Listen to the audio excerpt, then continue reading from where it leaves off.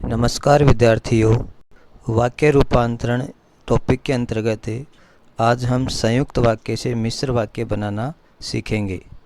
वाक्य रूपांतरण का आज ये अंतिम बिंदु है। इससे पहले 5 वीडियो इसके जारी किए जा चुके हैं।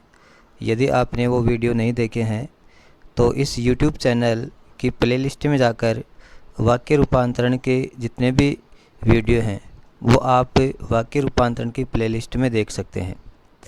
आइए देखते हैं संयुक्त वाक्य से मिश्र वाक्य किस प्रकार से बनाए जाते हैं। देखिए, संयुक्त वाक्य से मिश्र वाक्य बनाने के लिए संयुक्त वाक्य में प्रयुक्त समुच्चय बोधक अव्यय शब्द को हटा दिया जाता है। संयुक्त वाक्य से मिश्र वाक्य बनाने के लिए सबसे पहले क्या करेंगे, संयुक्त वाक्य में जिन समुच्चय बोधक अव्यय शब्दों का प्रयोग किया गया है उन समुच्चय बोधक अव्यय शब्दों को हटाएंगे। इसके बाद में संयुक्त वाक्य के स्वतंत्र उपवाक्यों को प्रधान उपवाक्य तथा आश्रित उपवाक्य में परिवर्तित कर उचित योजक शब्दों से जोड़ दिया जाता है। क्या करेंगे, संयुक्त वाक्य के जो स्वतंत्र उपवाक्य हैं, देखिए जो संयुक्त वाक्य होता है इसमें 2 या 2 से अधिक स्वतंत्र उपवाक्य होते हैं जो किसी समुच्चय बोधक अव्यय शब्द से जुड़े हुए होते हैं। तो हम क्या करेंगे, उन स्वतंत्र उपवाक्यों से एक तो प्रधान उपवाक्य बनाएंगे और एक या अधिक जितने भी बन सकते हैं वो आश्रित उपवाक्य बनाएंगे और उस प्रधान उपवाक्य को और आश्रित उपवाक्यों को उचित योजक शब्द से जोड़ देंगे। देखिए, मिश्र वाक्य में जिन योजक शब्दों का प्रयोग किया जाता है वो इस प्रकार से हैं: यदि, तो, यद्यपि, तथापि, जब, तब, जो, जिसे, जिसका, जिसकी, जिसके, जिनका, जिनकी, जिनके, जैसे, जितना, जितनी, जितने, जहाँ की, क्योंकि आदि। इस प्रकार के जो योजक शब्द हैं उनका प्रयोग मिश्र वाक्य के अंतर्गत किया जाता है। तो आइए इसके कुछ उदाहरण देखने अपन। पहला उदाहरण है, संयुक्त वाक्य दिया हुआ है, परीक्षाएं समाप्त हुई और हम घूमने चले। तो इसमें सबसे पहले तो क्या करेंगे, जो समुच्चय बोधक अव्यय है और इसको हटा देंगे। इसके बाद में इसमें 2 उपवाक्य हैं, परीक्षाएं समाप्त हुई और दूसरा हम घूमने चले।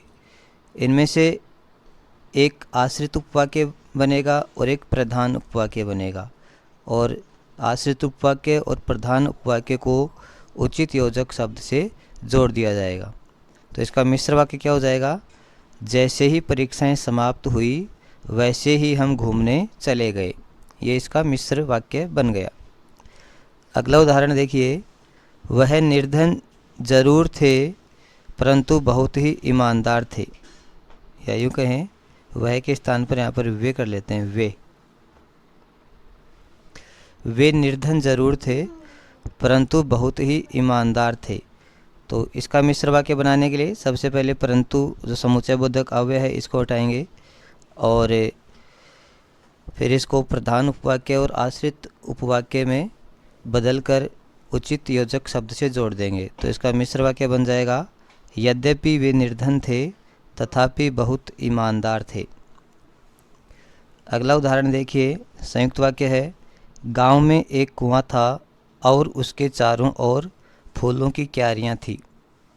तो इसका मिश्र वाक्य क्या बनेगा, गांव में एक ऐसा कुआं था जिसके चारों ओर फूलों की क्यारियां थी। अगला उदाहरण है, अब राम ने कुछ कहा और मैं मान गया। तो इसका मिश्र वाक्य क्या हो जाएगा, जब राम ने कुछ कहा तब मैं मान गया। ठीक इसी प्रकार से अगला उदाहरण है, संयुक्त वाक्य दिया हुआ है, आकाश में बादल छाए और ज़ोरदार वर्षा होने लगी। तो क्या करेंगे, सबसे पहले और समुच्चय बोधक अव्यय को हटा देंगे और फिर प्रधान उपवाक्य और आश्रित उपवाक्य बनाकर दोनों को उचित योजक शब्द से जोड़ देंगे। तो इसका मिश्र वाक्य क्या हो जाएगा, जब आकाश में बादल छाए तब ज़ोरदार वर्षा होने लगी। तो इस प्रकार से संयुक्त वाक्य से मिश्र वाक्य बनाए जाते हैं। तो ये जो वाक्य रूपांतरण का जो टॉपिक था ये आज कंप्लीट हो चुका है। अगले वीडियो में हम एक नए टॉपिक के साथ में फिर से मिलेंगे। धन्यवाद।